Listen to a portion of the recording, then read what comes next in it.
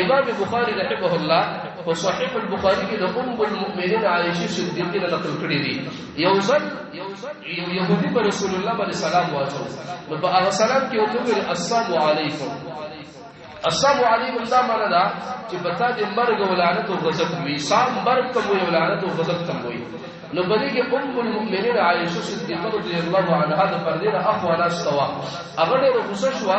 او ام المؤمنین د رسول الله صلی الله علیه وسلم په بیانو کې ډېر د اوچت غیرت خاوند وا هغه ته فرمایل علیکم الصام ولعنه الله وغضبه یا اخوان القرده والخنازير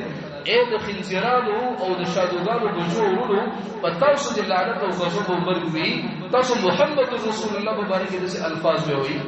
د محمد رسول الله اخلاق د ګوري محمد رسول الله ته اے عائشہ علیکی بالرفق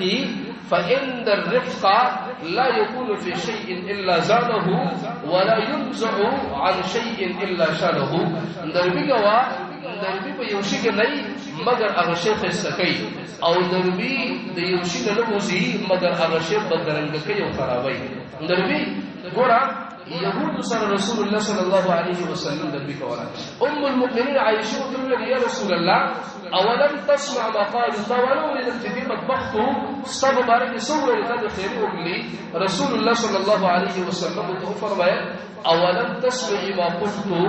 ما جكم لفظ من وعليكم اخذ ولو ردوا د دیو خیری رب العالمین زما په حق نه قبلې او زما خیری رب العالمین د دیو په حق کې خبره قبلې د دغه اخلاق وي د محمد رسول الله صلی الله علیه وسلم